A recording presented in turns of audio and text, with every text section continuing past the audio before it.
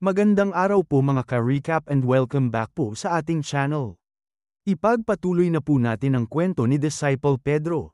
Binyantaan na nga ni Matthias si Yuna para mapalabas nito sa kanyang bibig kung nasaan si Pedro. Pero bigla siyang napatigil, sandali lang daw at tila may kulang. Kung tama daw ang kanyang calculation, ay kulang sila ng isang miyembro ng volunteering club. Nasaan na daw siya? Si Kim Sun-go. Sa isip ni Matthias, ang taong hindi niya nasama sa pagtitipo na ito ay nagkataon pa na ang estudyanteng si Kim Sun-go. At ang estudyanteng ito ay nagkataon din na nandoon sa bawat may insidenteng may kinalaman kay Pedro. Ano ang tunay na pagkatao niya? Tinanong ng isang nakamaskara kay Matthias kung ano ang gagawin nila. Lalabas daw ba sila para hanapin siya? Pero sinabi ni Matthias na hindi kailangan. Napangiti lang siya. Tingnan lang daw nila kung gaano kalayo ang tatakbuhan niya. Ang paghahanap daw ay hindi mahirap para sa kanya. Pwede naman nilang gamitin ang mga drones para obserbahan ang labas ng paaralan. Sa isip naman ni Kim Sun-go, hindi daw siya mahahanap ni Matthias kahit ano pang gamit ng drone ang gawin niya. At ito ay dahil nakatayo siya mismo sa tabi niya. Walang kaalam-alam si Matthias na si Kim Sun-go na pala ang kausap niya. Napagplanuhan na niya ito kasama si Yuna. Nagulat si Yuna nang binahagi ni Kim Sun-go ang kanyang plano. May dahilan kung bakit kailangan na makalapit siya kay Matthias. Pinakita ni Pedro ang maskara. Ano daw ang gagawin niya dito? Hindi daw ba delikado ang gagawin niya? Pero sinabi ni Pedro na kabaligtaran ito. Mas magandang oportunidad ang gagawin nila. Ang maskarang ito ay may transmitter at may voice modulator na nakakapagpabago ng boses.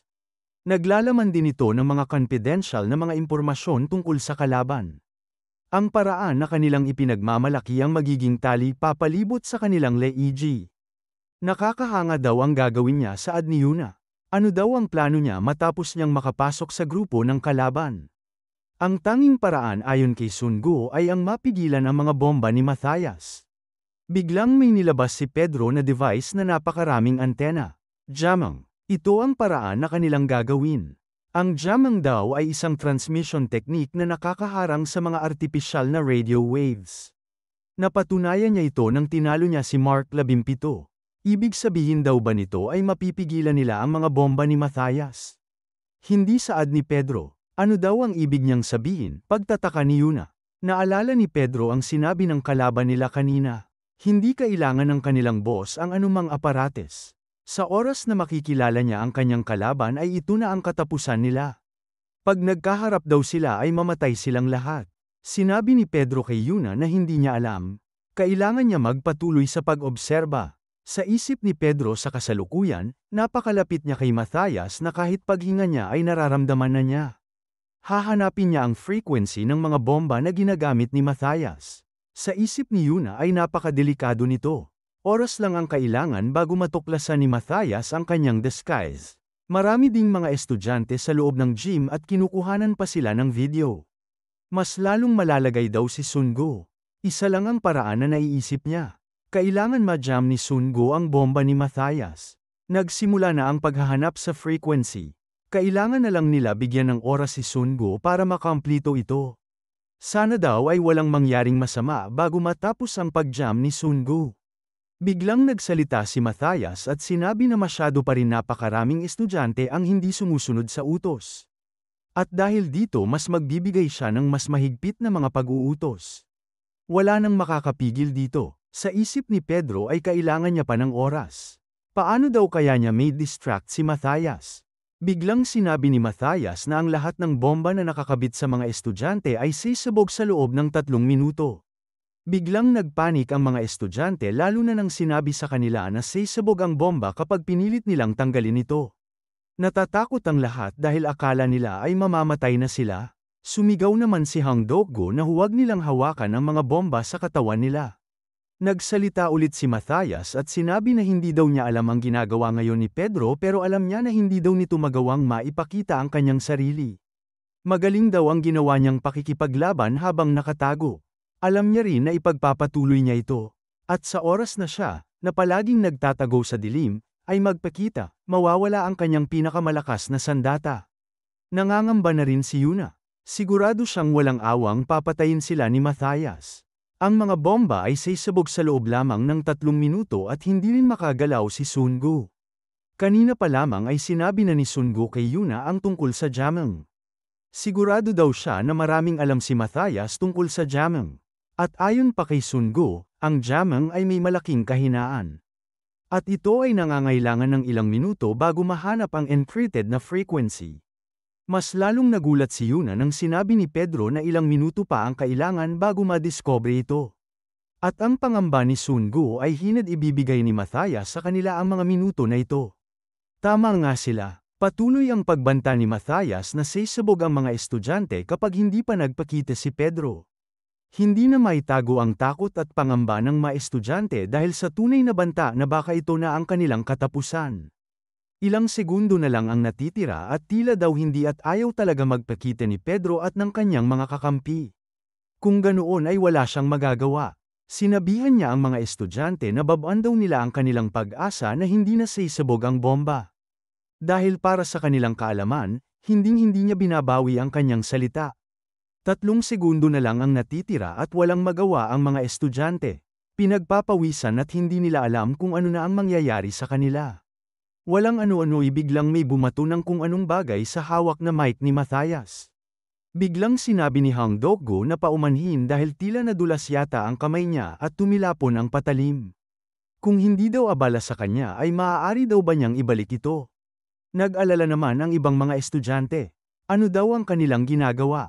Humingi daw sila kagad ng paumanhin at baka pagbigyan pa sila. Masyado daw siyang malakas para sa kanilang mga Doko brothers. Sa isip naman ni Yuna ay mabuti na lang at hindi pa pumutok ang mga bomba dahil sa ginawa ng magkapatid na Doko. Sinabi naman ng magkapatid na Doko na hindi pa nila kailanman nakikita o nakakaharap si Pedro. Pero kung makakagawa daw sila ng paraan para matulungan ang kanilang senior na si Pedro, gagawin nila ang lahat. Napagtanto na ni Yuna kung bakit nila ito ginagawa. Kanina pa lang sa clinic, habang nag-uusap si Pedro at Yuna tungkol sa kahinaan ng signal jamming, ay nakikinig pala ang magkapatid. Narinig nila na sinabi ni Sun Gu na kailangan nila ng ilang minuto para magawa ito. Nag-iisip si Yuna at Pedro kung paano sila makakakuha ng ganitong oras. Pero sa pagkakataon na yun ay buo na ang isip ng magkapatid. Sinusubukan pa silang pigilan ng ibang mga estudyante. Sinabi naman ng magkapatid na ano na lang kaya ang gagawin nila kung wala sila sa pagkakataon na ito. Manood lang daw sila, pero sa pagkakataon din na yun ay pamatak ang luha ng magkapatid. Sinabi ni Hang Doko kay Jay na masaya ang buhay na naranasan nila. Sinabi naman ni Jay Doko na magkita-kita na lang sila sa kabilang buhay. Agad na sumugod ang magkapatid na Doko at sinalubong sila ng mga nakamaskarang mga tauhan ni Matthias. Hindi basta-basta nagpadaig ang magkapatid at magkasama nilang pinapabagsak ang mga kalaban. Sa isip ni Hang Doko, kung makakaya nila kahit man lang makabigay ng ilang segundo, ay malaking bagay na ito para kay Pietro. Nakarating na si Hang sa harap ni Matthias at akmang aatakihin na rin ito. Pero isang salita lang ni Matthias ay agad na sumabog ang isang bomba sa isang binti ni Hang Doko. Tumilapon siya dahil sa lakas ng impact. Pumalakpak si Matthias dahil ang ginawa daw nila ay isang walang silbing kalokohan. Alam niya na mahirap na desisyon ang ginawa nila kaya pinupuri daw niya ang mga ito. Pero sa susunod, hindi lang binti nila ang sisabog. Puno ng sugat ang binti ni Hang kahit napakaliit lang na bomba ang sumabog. Binalaan niya si Jay na huwag na lumapit. Pero sinabi ni Jay na sinabi na nila sa kabilang buhay sila magkikita. Kaya pupunta sila doon nang may masigabong pagdating. Pero isang lalaking nakamaskara ang sumakal sa napakalaking si Jay. At walang kahirap-hirap niya lang itong tinapon kung nasaan din si Hang Doko. Tinanong niya si Matthias kung ano daw ang gagawin nila sa dalawa. Sinabi ni Matthias na magiging magandang halimbawa ang dalawang ito. Naiintindihan daw niya, sagot ng nakamaskara. Lumapit ang nakamaskara sa magkapatid para tapusin ang mga ito. Sinubukan silang pigilan ni Yuna at akmang itatapon ang kanyang rope dart. Pero bigla itong sumabog, at ito ay sa pamamagitan lang ng isang kumpas ni Matthias. Nilagay ng taong nakamaskara ang isang maliit na bomba sa bunganga ni Hang Doko. Kung iluluwa daw niya ito, lahat ng kaibigan niya ay mamamatay. Biglang nagkaroon ng malakas na pagsabog sa kinaroroonan ng magkapatid. Walang magawa si Yuna kung hindi ang mapasigaw. Hindi ito maaari. Pero nanlaki ang mga mata niya sa sunod na nakita. Ito ay si Sun Go, nakasuot ng katulad sa mga kalaban at hawak-hawak ang mukha ng lalaking nakamaskara. Nagtataka naman ang mga estudyante, hindi daw ba kalaban nila ang mga nakamaskara? Bakit daw niya pinigilan ang kanyang kasama? Bigla naman nagsalita si Pedro. Mukhang ito na ang huling araw na makakasama niyang kumain ng tanghalian ang mga kaibigan at estudyante sa paaralan na ito. Hindi na siya makakatawa kasama nila na suot ang kanyang uniforme. Sinasabi na nga daw ba ni Matthias, alam niya kung sino ito. Walang iba kung hindi si Kim Sun-go.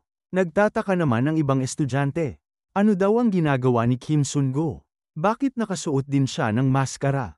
Akala nila ay lumabas na si Sun-go. Sinabi naman ni Matthias na alam niyang magdadala ng kasayahan si Kim Sun-go. Pero alam naman daw niya na habang nandito sila sa lugar kung saan kontrolado niya ang lahat, wala silang magagawa. Sa isip naman ni Yuna, kung hindi nagtagumpay ang Jamang, siguradong nasa panganib si Sun-go. Binalaan siya ni Yuna na tumakbo na. Pero hindi gumalaw si Sun-go. Tinanggal niya ang kanyang maskara. Wala naman masabi si Matthias sa kanyang ginagawa. Pero nagulat ang lahat sa sunod na nangyari. Natanggal at nahulog ang mga bambang nakakabit sa mga estudyante.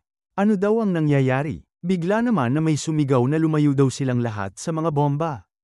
Agad nga sila nagsitakbuhan at ganoon na nga ang nangyari. Sumabog ang lahat na nahulog na bomba.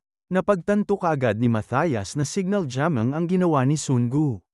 Tinanong siya ni Sun-go, ano daw ang pakiramdam na ngayon, ang kanyang kapangyarihan para mga makontrol ang mga tao ay wala ng silbi.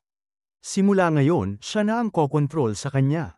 Ito ang mga matapang na salita ni Pedro. Ngumiti lang si Matthias na tila ba ay may alas pa itong pinanghahawakan. Abangan po natin mga ka-recap ang bakbakan ni Matthias at Pedro sa susunod na kabanata. Maraming salamat po sa panunood at sana po ay nagustuhan ninyo. Please like our videos po and also subscribe to our channel. See you soon. Bye!